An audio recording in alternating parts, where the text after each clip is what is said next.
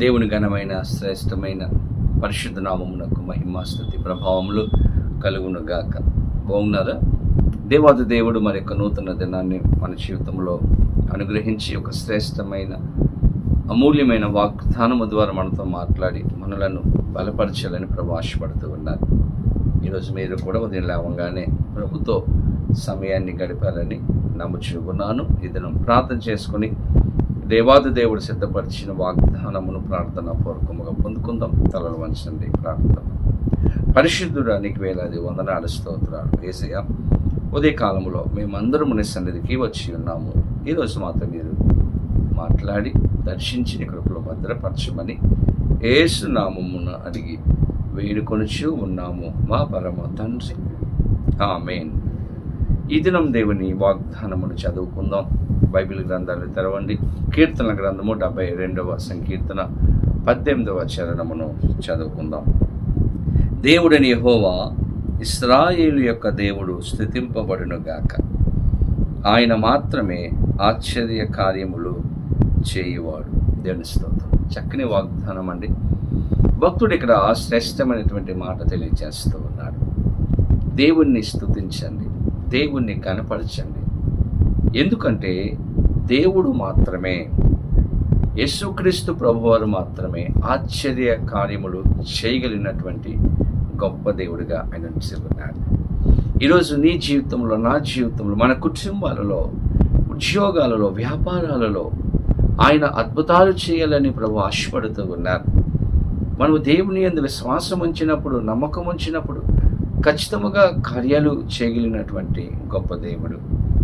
ఈరోజు ఏ సమస్య అయితే నీ జీవితంలో ఉందో, ఏ కష్టముతో అయితే నీవు బాధపడుతూ ఉన్నావో, ప్రభు దగ్గరికి రాగలిగితే ప్రభు నీకు సహాయం చేస్తాడు.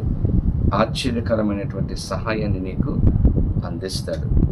బైబిల్ గ్రంథంలో ఎంతోమంది జీవితాలలో దేవుడు గొప్ప కార్యాలు చేశారు. ఈరోజు మనము కూడా నమ్మగలిగితే మన జీవితంలో కూడా చేయగలడు ఆయన. కానా ఊరిలో వివాహం జరుగుతుంది.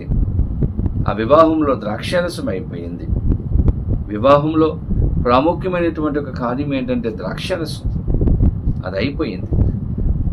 యేసుప్రభు యొక్క తల్లి కంగారుతో యేసుప్రభు దగ్గరికి వచ్చింది. ఆ సమస్యను యేసుప్రభు దగ్గర తీసుకుని వచ్చింది. ఎప్పుడైతే యేసుప్రభు దగ్గర చెప్పిందో, దేవుని బిడ్డలారా, ఆయన అక్కడ ఆ యొక్క నీళ్లను ద్రాక్షరసముగా మార్చినటువంటి సన్నివేశాన్ని అక్కడ గమనిస్తాం.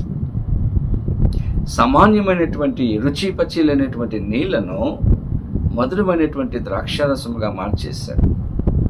ఆశ్చర్యకరమైనటువంటి కార్యాన్ని అక్కడ దేవుడు చేశాడు. దేవునికి అసాధ్యమైనది ఏది లేదు. ఒక మామూలు నీళ్లను మధురమైనటువంటి, టేస్ట్గా ఉన్నటువంటి, రుచికరమైనటువంటి ద్రాక్షరసముగా దేవుడు మార్చగలిగినటువంటి వాడుగా ఉన్నాడు. ఈరోజు మన జీవితంలో కూడా పరిస్థితులను మార్చగలిగినటువంటి గొప్ప దేవుడు, ఆశ్చర్యకరమైనటువంటి కార్యాలు చేయగలిగినటువంటి గొప్ప దేవుడు, అద్భుతాలు చేయగలిగినటువంటి గొప్ప దేవుడు. నమ్మగలిగితే, విశ్వసించగలిగితే, దేవుని మీద నీవు ఆధారపడగలిగితే ఖచ్చితంగా కార్యం చేస్తాడు. ఈరోజు ఏ సమస్య నీకు ఉంది, ఏ కష్టం ఉంది, ఏ ఇబ్బందిలో నీవు జీవిస్తూ ఉన్నావు, ఏ దుఃఖంతో ఉన్నావు, ఏ కన్నీటి అనుభవం గుండా నీవు వెళుతూ ఉన్నావు, ప్రభు దగ్గరికి రా. నీ జీవితంలో గొప్ప కార్యాలు చేస్తాడు. ఆశ్చర్యకరమైనటువంటి సహాయంతో నిన్ను నింపుతాడు. అటువంటి కృపా సహాయములు పరిశుద్ధ ఆత్మదేవుడు వాగ్దానం వింటున్న ప్రతి ఒక్కరికి అనుగ్రహించును గాక. ఆమేన్. ప్రార్థన. పరిశుద్ధుడా, నీకు వందనాలు. ఉదయకాలంలో మీ సన్నిధికి వచ్చి ఉన్నాము. మాతో మీరు మాట్లాడారు. శ్రేష్టమైన వాగ్దానం ఇచ్చారు.